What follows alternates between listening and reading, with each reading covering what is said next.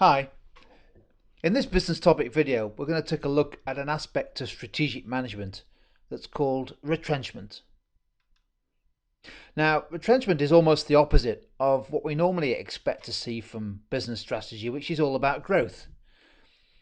In contrast, retrenchment is all about cutting back, doing less, maybe using more resources more carefully. It's also about scaling back the nature of the operations, the ambition of the business. And we see lots of examples of it in action in business. As you keep an eye on the business news, look out for announcements of businesses that are reducing the scale of their output, perhaps significantly cutting back capacity by closing a production line or shutting a factory.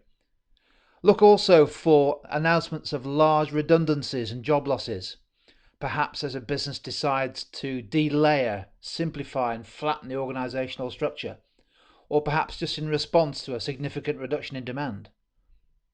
Another good example would be where a business withdraws or removes a product from the market, or perhaps leaves a market completely, but perhaps a geographical market that it's not been successful in. Retrenchment is also about making decisions about the business portfolio. So, for example, a decision to dispose of a division or a business or a portfolio of brands would be a good example.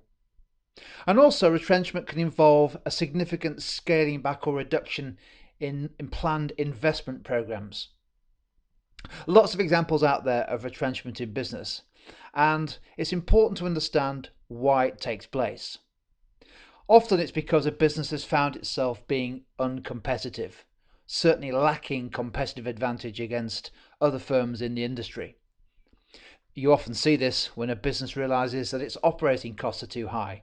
It's operating at a cost disadvantage compared with the rest of the competitors. It can be the case also that retrenchment is the strategic option chosen when it's determined that the return on investment or return on capital employed is too low.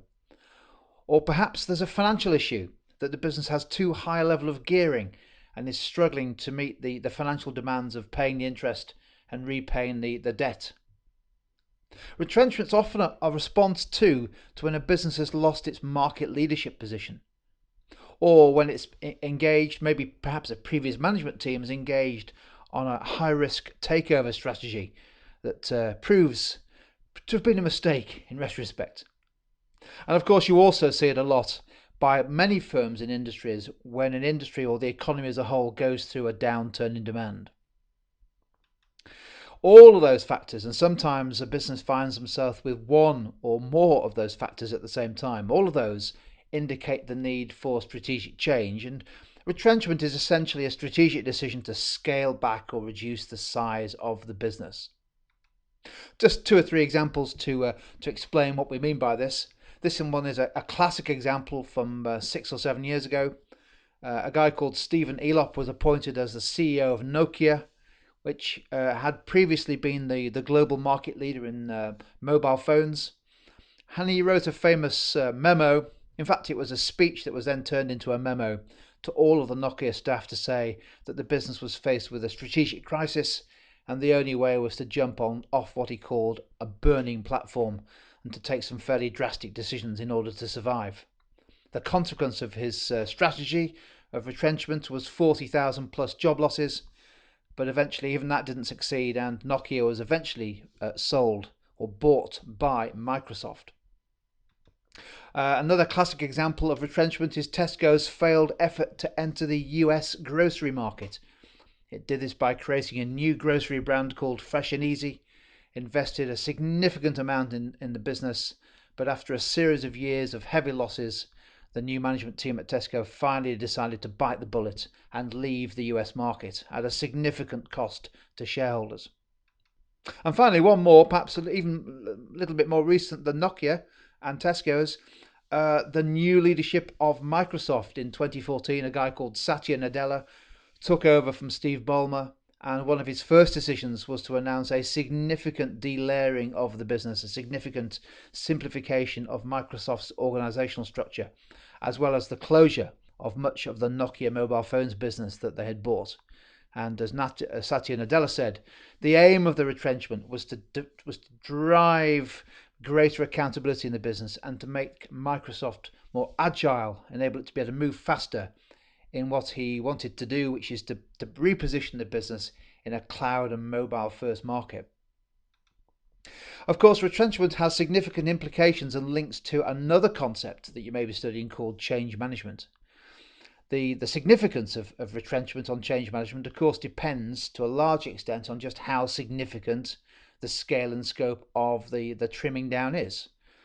So, lots of small scale cutbacks really only have a limited impact on change, but if it's a very significant retrenchment, then the change management issues are significant. So let's just finish by having a think about what some of those implications for change management would be from a strategy of retrenchment. We mentioned that the process often involves significant job losses and is often driven by the need to improve the efficiency and the cost effectiveness of the organisational structure. So a key implication for change, if we're looking at a strategy of, for example, delayering, would be what the implications are for the new management responsibilities. New teams, new structures will be formed, new reporting structures, and potentially greater workload left with those who are left within the business. What's the implications for that? How is that managed? We often see a strategy of retrenchment arising when new leadership is appointed into the business, particularly at the CEO level. And this often comes along with a different leadership style. Now, inevitably, from a change point of view, that's going to create some uncertainty, some anxiety, particularly perhaps amongst the management who may be affected by it. So the implications for change are quite wide-ranging there, particularly also if the retrenchment is associated with a desire to change the organisational culture. But perhaps retrenchment is most significantly associated with simply fewer people being left in the business. You often see the most significant strategies involve many tens of thousands of job losses across the organisation. And that's not just arising from delayering, it can be from the closure of business units.